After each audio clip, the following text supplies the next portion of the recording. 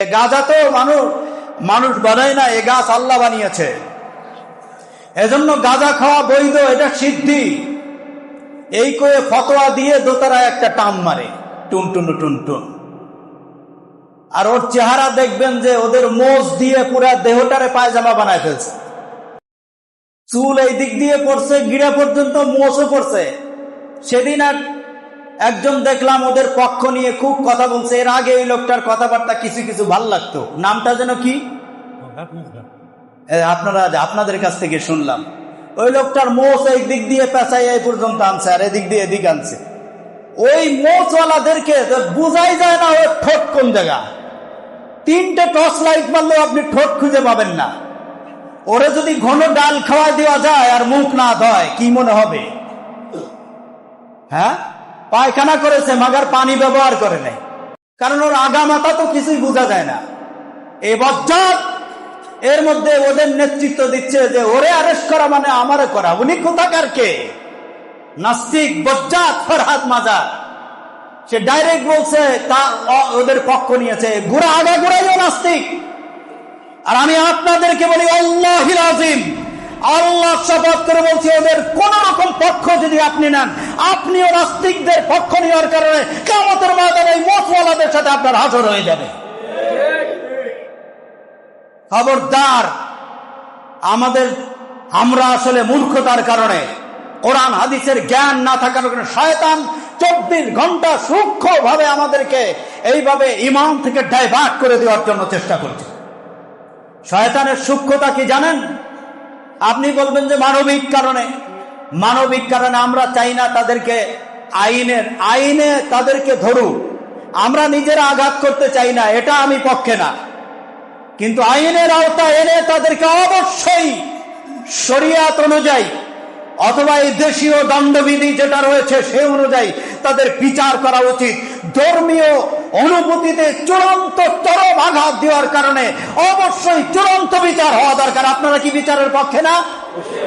আল্লাহ সম্পর্কে যা বলেছে, আমরা জীবনের থেকে, আল্লাহিল আযীম, আমি এই মিম্বার ছুঁয়ে বলছি, আমি আমার জীবনের থেকে আল্লাহকে বেশি ভালোবাসি। আপনারা ভালোবাসেন না? আজকে বললে চলবে না, ঈমানের প্রকাশ। আমরা আমাদের জীবনের থেকে কাকে বেশি ভালোবাসি? আমরা জীবনের থেকে আল্লাহকে ভালোবাসি, কোরআনকে ভালোবাসি, মুহাম্মদুর রাসূলুল্লাহ সাল্লাল্লাহু আলাইহি ওয়াসাল্লামকে আমাদের কলিজার থেকে বেশি ভালোবাসি। তার আল্লাহর রাসূল, আল্লাহর কোরআনকে নিয়ে কটূক্তি করলে সর্বোচ্চ শাস্তি আমরা আমাদের এই মসজিদের অঙ্গন থেকে কামনা করছি। আমার বন্ধুগণ, কোন রকম তাদের পক্ষ অবলম্বন করবেন না। ভোট কামাই করার জন্য তাদের পক্ষে কথা বলবেন, মাঝখান থেকে ঈমান হারা হয়ে যাবে। ঠিক না বেঠি? আমার বন্ধুগণ, ক্ষমতা দেওয়ার মালিককে আর নিয়ে নেওয়ার মালিককে। আপনি জানেন না কোন সূক্ষ্ম মার পেছে আপনি পড়ে যাচ্ছেন। শয়তান 24 ঘন্টা আমাদেরকে সূক্ষ্ম পথে নিয়ে আমাদেরকে ঈমান হারা করছে। আপনি মানবিকতা দেখাতে গিয়ে আপনি বিপদে পড়ে যাবেন, ঈমান হারা হয়ে যাবেন। আপনি পারেন না, আপনার হাতে বিচার নাই, বিচার তো সরকারের হাতে, বিচার সরকার করবে। আমাদের দায়িত্ব হলো অন্তত পক্ষে যালিকা আযাফুল ঈমান, নিম্ন দরজার ঈমান হলো অন্তত পক্ষে ঘৃণাটা করা। আপনি যদি ঘৃণা না করেন, সর্বনিম্ন পর্যায়ে আল্লাহ রাসূল বলেন, মান রাআ মিনকুম মুনকারান ফালিয়ুগাইয়িরহু বিয়াদিহি ফাইন লাম ইসতাতি ফাবিলিসানিহি ওয়া ইন লাম ইসতাতি ফাবিকলবিহি ওয়া যালিকা আযাফুল ঈমান।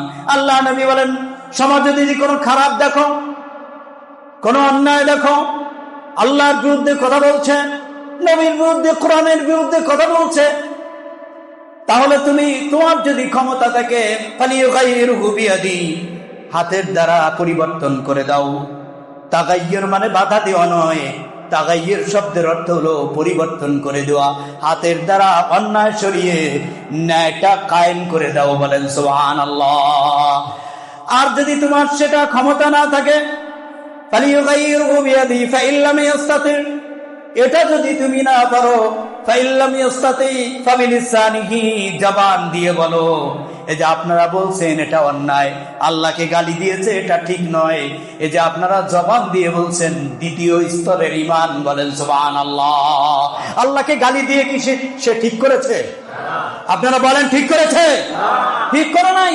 ওয়াইল্লাম ইয়াস্তাতি, আর যদি এটাও না পারো, মুখ বুজে বসে থাকো, কথা বললেও যদি তোমার বিপদ হয়, তাহলে হৃদয় দিয়ে তুমি তাদেরকে ঘৃণা করো। ওয়াযালিকা যাফুল ঈমান, আর এটা হলো নিম্ন মানের ঈমানদার, নিম্ন স্তরের ঈমানদার। অন্তত সেই জায়গাটাতে থাকো, এখান থেকে সরে গেলে তো বেঈমান হয়ে যাবে, ঠিক না বেটি? শয়তান সূক্ষ্মভাবে আপনাকে সরিয়ে দিবে। হযরত আব্দুল কাদের জিলানী রাহমাতুল্লাহি আলাইহি, তিনি রাতের অন্ধকারে গভীর রাত্রে তাহাজ্জুদের নামাজ আদায় করছেন, দাঁড়িয়ে নামাজ আদায় করছেন, সালাম ফিরাইয়া মুনাজাত, আল্লাহর দরবারে মুনাজাতে রোনাজারি করছেন, কাঁদছেন। শয়তান আব্দুল কাদের জিলানী রাহমাতুল্লাহ আলাইহির ঘরের ছাদের উপর বা ভিতরে এসে কোন এক উঁচু স্থান থেকে বলছে, আব্দুল কাদের, তোমার ইবাদত কবুল হয়ে গেছে, আর দরকার নাই, তোমার ইবাদত মঞ্জুর হয়ে গেছে, যথেষ্ট করেছো, এত কষ্ট আর দরকার নাই। আমাদের কি ইবাদতের সময় কেউ যদি এরকম বলতো, আমরা খুশি হয়ে যেতাম না? কি করেন, খুশি না?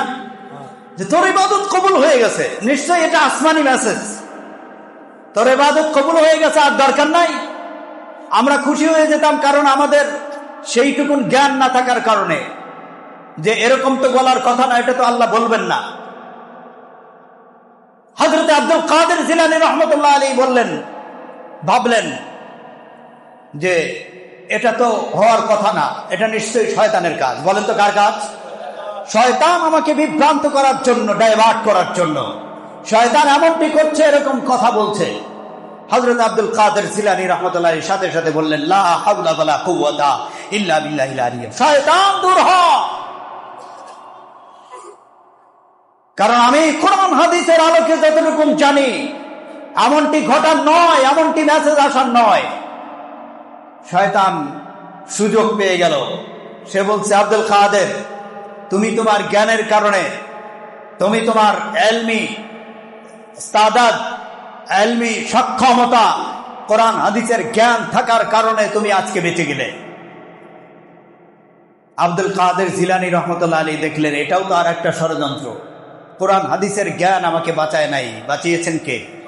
সবাই বলেন কে? হযরত আব্দুল কাদের জিলানী রাহমাতুল্লাহ আলাইহি বললেন, রে শয়তান দূর হ, মদ্দুদ শয়তান, আউযু বিল্লাহি মিনাশ শাইতানির রাজীম, বিতাড়িত শয়তান দূর হ, লা হাওলা ওয়ালা কুওয়াতা ইল্লা বিল্লাহিল আলিয়্যিল আযীম, there is no power and no might except with Allah, the most high, the most great, আল্লাহ ছাড়া শক্তি সামর্থ্য কারোরই নাই। সুতরাং আমাকেই বিপদ থেকে বাঁচানোর মতো ক্ষমতা কারোরই নাই, আল্লাহ আমাকে বাঁচিয়েছেন। সুতরাং দূর হ শয়তান, তুই মরদুদ, বিতাড়িত হ, বিতাড়িত শয়তান দূর হ। হযরত আব্দুল কাদের জিলানী বললেন, শয়তান, আমার ইলম আমাকে বাঁচায় নাই, এই মুহূর্তে আমাকে বাঁচিয়েছে আমার আল্লাহ। কে? বলেন তো কে? আল্লাহ রাব্বুল আলামিন আমাকে বাঁচিয়েছেন। তুই বাঁচানোর ক্ষমতা রাখিস না। আমার বন্ধুগণের জন্য কোরআন হাদিসের পাক্কা জ্ঞান না থাকলে এইভাবে করে শয়তান এবং তার দোসরেরা আমাদের দেশের ইমানদারদের ইমান চুরি করে নিয়ে যাচ্ছে, ঠিক না বেঠি? বিভিন্ন ধরনের এই বাজার পূজারীরা, কবর পূজারীরা, সমস্ত বাউল সম্রাটেরা, এই সমস্ত আপনার বলেন কুষ্টিয়ার সেই লালন থেকে শুরু করে যত আখড়া আছে, এই সমস্ত আখড়াগুলো যত ধরনের এই জাতীয় যত সিটিং, যেসব জায়গায় এই জাতীয় ভণ্ডদের আখড়া রয়েছে, যেখানে গাজার আসর চলে, মদের আসর চলে, যেখানে জুয়ার আড্ডা চলে, এইগুলো সমস্ত কারখানাগুলো হলো ঈমান হরণের কারখানা, ঈমান নষ্ট করার কারখানা। এখানে যারা যায় অবশ্য ঈমান তারা বিক্রি করে চলে আসে। আমার ভাইয়েরা, খুব সতর্ক থাকতে হবে, কারণ আল্লাহ রাব্বুল আলামিন বলছেন, দুনিয়ার মানুষ এই জাতীয় অপরাধ যখন দেশে সংগঠিত হয়, মদ, গাঁজা, মদ, বিভিন্ন নামে মদ আসবে পৃথিবীতে, জমিনের মধ্যে মাদক দ্রব্যের ব্যবহার হবে, কিন্তু মদ নাম থাকবে না, খামার নাম থাকবে না, নাম চেঞ্জ হয়ে যাবে। সেটা উইস্কি হবে, সেটা কি বলে কত কিছু, এগুলো আমি নাম জানি না। সেটা ধরেন আপনার ফেন্সিডিল হতে পারে, সেটা ইয়াবা হতে পারে, সেটা গাঁজা হতে পারে, সেটা আফিম হতে পারে। এই সমস্ত কিছু টিকটিকির লেজও তো পুরাইয়া খায়, জাম্বাকের কৌটা পরিষ্কার করে খায়, নাকে শীতটা পর্যন্ত, ঠান্ডাটা পর্যন্ত এইটা খাইলেও নাকি মাদকতা আসে। এই সব হাবিজাবি খায়। এরপরে আপনার জুতার যে কি জুতার আঠা, এই আঠাটা পলিথিনের ভিতরে ডুবাইয়া সেখানে আগুন ধরাইয়া তারপরে সেখানে টানতে থাকে। এটাও এক প্রকার গাঁজা। এই জাতীয় গাঁজা মাদক দ্রব্যে আমাদের সমাজ ভরে গিয়েছে। যুবকেরা নষ্ট হচ্ছে, যুবকেরা তাদের স্বাস্থ্য নষ্ট করছে, আর ইমানদারেরা ইমান নষ্ট করছে। বলেন ঠিক না বেঠি? যুবকেরা তাদের স্বাস্থ্য, চেহারা, বিবাহ করার ক্ষমতা নাই, বিয়ের কথা বললে রাজি হয় না, কারণ স্বাস্থ্যও নাই, চেহারাও নাই, ডাক নাই, পদ নাই, শেষ। আর ইমানদারদেরকে যারা মুসলমান নামদারি, কোরআনের পক্ষে ডাকলে আসতে চায় না, নামাজে আসতে চায় না, রসুলের পথে আসতে চায় না, কারণ ওই সমস্ত আখড়ায় গিয়ে তাদের ইমান নষ্ট করে দিয়েছে। যার কারণে যুবকেরা ক্ষতি করছে স্বাস্থ্য, চেহারা, আর মুসলমান ক্ষতি করছে তার ইমান। এই ইমান চোরেরা, এদের থেকে সাবধান। এরা আবার ডাক দিচ্ছে, ও বন্ধু কি করে হয়, কি করে হয় এটা? 90% মুসলমানদের দেশে এই সমস্ত বাউলেরা রাস্তায় নামতে পারে, তারা বাউল এই জাতীয় হাবিজাবি কথা বলছে, বিচারের জন্য আটকানো হয়েছে, সরকার তাকে আটকিয়েছে। এটা ধর্মীয় অনুভূতিতে আঘাত দেওয়ার কারণে তাদেরকে ছাড়িয়ে নেওয়ার জন্য মানববন্ধন করে, আবার সম্মেলন করে। মুসলমানদের দেশে এটা কি করে হয়? কোন মুসলমানেরা সেখানে যাচ্ছে, কোন মানুষটা সেখানে যাচ্ছে? তার মানে ওখানে যারা যাচ্ছে তাদের ইমান নাই। যেরকম ঠিক না বেটি? তাদের কি নাই? অবশ্যই তাদের আল্লাহির আযীম ইমান থাকলে ওখানে যেতে পারে না। কারণ ওখানে আমার আল্লাহকে চ্যালেঞ্জ করেছে, আমার আল্লাহকে গালি দিয়েছে। আমার আল্লাহকে যে গালি দেয় আমার জীবন যেতে পারে, কিন্তু আল্লাহকে গালি দিলে আমরা মেনে নিব? বলেন মেনে নিব? রাসূলকে গালি দিলে আমরা মেনে নেব না, কোরআনকে গালি দিলে আমরা মেনে নেব না। গজব খালি খালি আসে আল্লাহর কোরআন, আল্লাহর কাছে। ও বন্ধু, এই ভূমিকম্প আপনারা জানেন না? তুরস্কে ভূমিকম্প হয়ে একদিনে 50,000 মানুষ মরেছে। ইতিহাস কি ভুলে গিয়েছেন? মরে নাই? তুরস্কে 50,000 মানুষ মরে গিয়েছে একদিনে। অপরাধ কি ছিল? তুরস্কের টার্কি জেনারেলেরা 30 জন, ইসরায়েলি জেনারেলেরা 30 জন, আমেরিকান জেনারেল 30 বা তার অর্ধেক। এরা আপনারা জানেন নেভাল ডেতে, তুরস্কের নেভাল ডেতে তারা এক জায়গা হলো 5 স্টার হোটেলে, এক জায়গা হয়ে তারা সেখানে সবকিছু করবে। নর্তকীরা এসেছে, নর্তকীদের পরনে কাপড় চোপড় কিছুই নাই, নাচ গান মদ সব কিছু হবে, আরো যা কিছু কোনোটাই বাদ যাবে না। এরকম একটা পরিবেশ তৈরি হয়ে গেল, নাচ গান চলছে। তার কি জেনারেল তখন এক ক্যাপ্টেনকে ডেকে বলছে, এই ক্যাপ্টেন তাল হিনা, এদিকে আসো, একটা কোরআন শরীফ নিয়ে আসো, কোরআন শরীফ নিয়ে আসো। কোরআন শরীফ যখন আনা হলো, তো উনি চিন্তা করলেন যে এই জায়গায় কোরআন শরীফ আনা হবে, কারণ কি? উনি নিয়ে আসছে। তখন জেনারেল বলছে যে কোরআন শরীফের সূরা হিজর 14 নম্বর পারার প্রথম পৃষ্ঠা, সূরার প্রথম 14 পারার প্রথম পৃষ্ঠা খোলো। খুলছে, পড়ো সূরা হিজরের এই আয়াত পড়ো, যেখানে আল্লাহ বলছেন, ও দুনিয়ার মানুষ, এ কোরআন আমি নাযিল করেছি, হেফাজতের দায়িত্ব আমি নিলাম। সুবহানাল্লাহ বলবেন না? আল্লাহ রাব্বুল আলামিন বলেন, নাহনু নাযালনা যিকরা ওয়া ইন্না লাহু লাহাফিজুন। এ কোরআন আমি নাযিল করেছি, আর হেফাজতের দায়িত্ব আমি আল্লাহ নিয়ে নিলাম। যারা বলুন সুবহানাল্লাহ। নেপাল ডেতে তার কি এই জেনারেল বলল, কোরআন শরীফ খোলো, খোলা হলো, সূরা হিজরের ওই আয়াত বের করো, পড়ো। কারণ পড়তে পারি না, তর্জমা করো, তাও পারি না। উনি জেনারেল ওই তার কি ক্যাপ্টেন বলছে যে আমার শরীরে কম্পন শুরু হয়ে গেল। এরকম একটা পরিবেশে 5 স্টার হোটেলে নাচ গান উলঙ্গ নৃত্য চলছে, এই জায়গায় এই কোরআন আনা হয়েছে। ওই আয়াত বের করে বলল যে কোরআন তেলাওয়াত করো, পারি না। তখন নিজে জেনারেল তেলাওয়াত করে তার অর্থটা শুনিয়ে দিল, শুনিয়ে বলল যে কোথায় তোর আল্লাহ এখন? নাউজুবিল্লাহ বলবেন না? কোথায় তোমার আল্লাহ? ও বন্ধু, আল্লাহকে যদি কেউ গালি দেয়, চ্যালেঞ্জ করে, আল্লাহ সহ্য করে না। ঠিক না বেঠিক? কোথায় তোর আল্লাহ? এই কথা বলে কোরআনুল কারীমের এই পাতা এক এক করে ছিঁড়তে থাকলো। পাতা, কোরআনের পাতা ছিঁড়ছে, আর এই উলঙ্গিনী সমস্ত নর্তকী যারা নাচছে তাদের পায়ের তলে ছিঁড়ে ফেলে এভাবে ফেলে ফেলে দিতে থাকলো, ছিঁড়ে ফেলতে থাকলো। ও বন্ধু, এই কাজ যখন ঘটে গেল, ক্যাপ্টেন বলছে যে আমার হৃদয়ের মধ্যে কম্পন শুরু হয়ে গেল। আমি দ্রুত দৌড়ে সেখান থেকে বেরিয়ে গেলাম। আসমানের দিকে তাকিয়ে দেখি যে পুরো আসমানটা কমলা রং ধারণ করেছে। আর আমি বাইরে থেকে শুনলাম একটা বিকট আওয়াজ। এই আওয়াজ এত প্রচন্ড রকম আওয়াজ ছিল, যে আওয়াজে আমি জেনেছি ওখানে যারা ছিল প্রত্যেকের কানের তালা ফেটে গিয়েছে, এবং মুহূর্তের মধ্যেই ভূমিকম্প শুরু হয়ে গেল। মুহূর্তের মধ্যে কোথায় সে পাঁচতলা হোটেল, 5 স্টার হোটেল সহ সমস্ত নর্তকীরা ওখানে জমিনকে আল্লাহ ধসিয়ে দিলেন, নদীর মধ্যে চলে গেল। এবং মুহূর্তের মধ্যে ভূমিকম্পে গোটা দেশের থেকে 50,000 মানুষ বিদায় হয়ে গেল। ওই আল্লাহ আছে না নাই? সবাই বলেন আছে না নাই? বাউল সম্রাট, তোমাকে বলি তোমার কারণে, কারণ সেদিন যে 50,000 মানুষ মরেছিল, 50,000 সবাই কিন্তু ওই কি বলে নৃত্যে, ওই প্রোগ্রামে অংশগ্রহণ করে নাই। কিন্তু আল্লাহ বলেন আল্লাহু আযজা ওয়া জাল ইলা জিবরিল আলাইহিস সালাতু ওয়াস সালাম আন ইকলিব মাদিনাতা কাযা ওয়া কাযা বিআলিয়া ক্বালা ইয়া রাব্বি ইন্না ফীহিম আবদাকা ফুলান লাম ইয়াসিকা তারফাত আইন।